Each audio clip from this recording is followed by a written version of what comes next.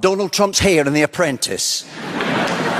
Back in my beloved homeland, the United Kingdom, David Tennant, brilliant actor who played Doctor Who memorably and excellently, hosted the BAFTA Awards. That's like the British equivalent of the Oscars. Now, let me know in the comments and chat if you care anymore about these galas and events that offer accolades to people for sort of dressing up and performing. I don't mean derisory and dismissive about actors, because, think about an amazing film like Godfather or a brilliant film like Arthur. I mean the original one with Dudley Moore. Dudley Moore, God rest your eternal soul, you brilliant, brilliant genius. The main reason I did that movie, Arthur, by the way, is because Dudley Moore had done it.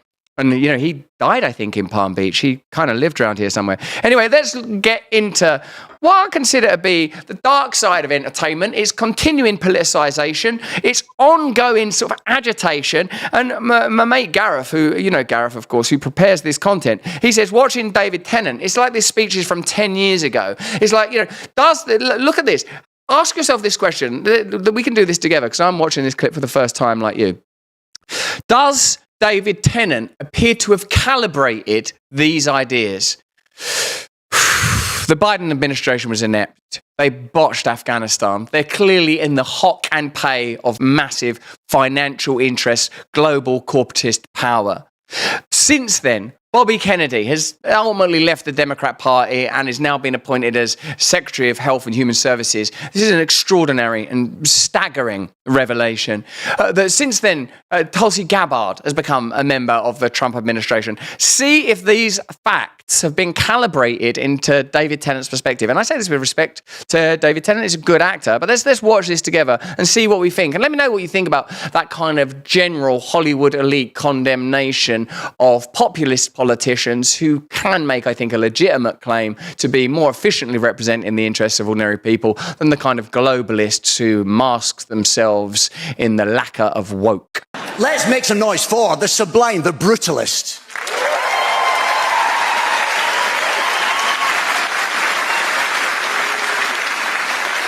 A film about incredible architecture. In fact, it's the boldest architecture in film this year, apart from Donald Trump's hair in The Apprentice. Pretty weak joke, because oh man, I had that spat, didn't I, with Donald Trump years ago, because I was making a documentary with Oliver Stone, the brilliant filmmaker, and Donald Trump had let Oliver Stone use all of these buildings to make, I think, Wall Street 2. Anyway, I made a bunch of jokes about Donald Trump, those kind of jokes, hair, sort of lame, frankly, jokes, not good enough. Anyway, that was like 10 years, that was 15 years ago, and they were lame then. That's not a good enough joke. If you're gonna have to, because all it is I would call it a satsphatic and impersonative humour. And also David Tennant's hair don't look great in that either, does it? It looks sort of kind of like sort of too much lacquered, sort of like a loaf, like some sort of slick loaf. Yeah. Donald Trump, of course, he says he hasn't seen The Apprentice because it's a 15. It's not on Nickelodeon. That's not good enough. Like Donald Trump watches Nickelodeon. That's not good enough. That's not. Also, by the way, at this point when you're insulting Donald Trump, you're insulting the United States of America, because he is the president of the United States of America, brought to power under an extraordinarily popular mandate. You can't, the electoral vote, the college vote, the Senate, Congress. I mean, this is a person that, and also if you spend time in America, and obviously I'm here right now, the people that love Donald Trump, they're not all, I'm all right. It's not all sundown town. It's not all racists. It's like good, decent American people. You go to a cheesecake factory anywhere in America, these people love Donald Trump. So what you're saying is, I hate working class people. And because people can't say I hate working class people, and I'm not claiming that David Tennant didn't grow up working class or whatever, maybe he did. I feel like his dad was maybe a minister of some kind. I'm not saying that. I'm saying culturally, ways of condemning ordinary people have become sort of very insidious and very deft. It happened in my country around Brexit. Oh, those racists. They're not racist. They're northern. They're not racist. They're working class. They're not racist. They're concerned about what's happening to their country. They're not racist. They're sick and tired of being spoken down to. They're not racist. They're sick and tired of people representing the interests of big business and global corporations while simultaneously condemning them. So when you come out and make jokes about Donald Trump, you've got to be a bit better than he watches Nickelodeon or his hair looks like shredded wheat. That was my one 15 years ago. And people don't even get that reference because they don't have shredded wheat in America. It's a completely wasted joke. What you've got to do is you've got to try and understand what's happening. And people don't want to understand what's happening. People feel disconnected from the institutions of government, like the judiciary, the electoral process itself, both of the political parties, both of them, and from the media, precisely because now when people say we're going to war to protect democracy, they mean a set of institutions. They don't mean electoral representative democracy. They don't mean that anymore.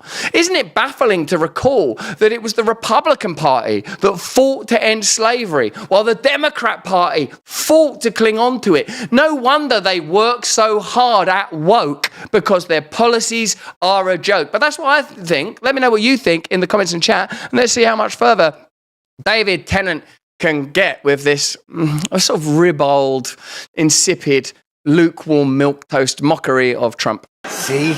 Donald Trump. I'm worried. I've said his name 3 times. It's like Beetlejuice. I've summoned him. Talking of villains. Oh no, it's not good enough, is it? It's just not good enough. You're going to need more than that up your kilt, mate.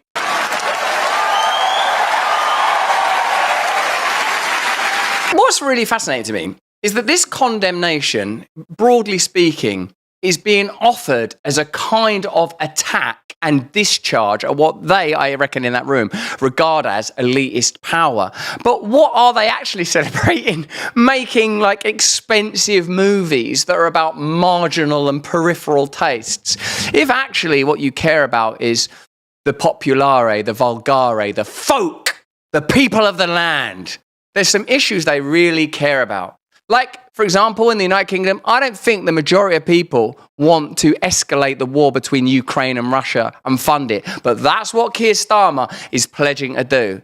So power now in the UK, Donald Trump ain't UK power. Keir Starmer is UK power. And what Keir Starmer is doing is threatening to send British men and women to die in an unwinnable conflict that could be resolved. Well, who is it that's holding peace talks now? Oh yeah, Donald Trump. Ooh, that terrible baddie.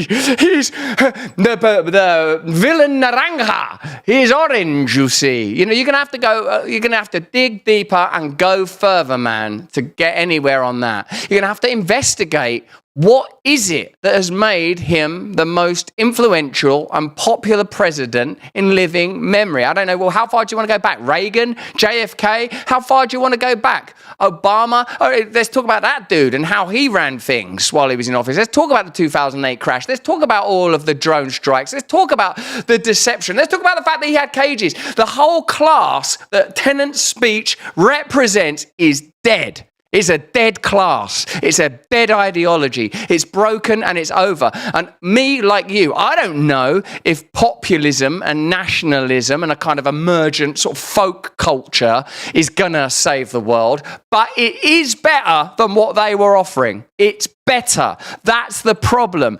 They were a different type of insidious imperialist, globalist, corporatist movement that masked itself in the pretense that they cared for ordinary working people or minorities. They didn't pretend to care about working people. They pretended to care about minorities. But they don't care, do they? And we've learned so much about the true nature of even social democratic forms of social care, let alone sort of Soviet-style socialism. Social democracy leads inevitably to centralised control and authoritarianism. What they've created now is a system where, in the UK, whatever party you vote for, you're going to vote for war. I'm going to get into that a bit later. I'm getting ahead of myself. Sorry, I got excited. Let's finish off this thing about Tennant. We've got to graph here that says Zelensky sounds too much like a Dalek from Doctor Who. Let's listen to a Dalek. Exterminate, exterminate. And let's listen to Zelensky. Give us your money, give us your taxes. Too much like it. And here is Doctor Who himself, David Tennant. Hey, do you know what I noticed? That Donald Trump is a little bit orange, isn't he? He is a little bit orange. Hey, he probably watches programs like children watch, like Nickelodeon. Everyone in this room might be a paedophile. There's all these weird paedophile rings. What's going on with Diddy? Who let Ricky Gervais back in this gig, motherfucker? We've had many this year. David Tennant, maybe you should drink a few cans of it. That's a British joke. Tennant's is a super strength lager enjoyed by homeless people, 9%.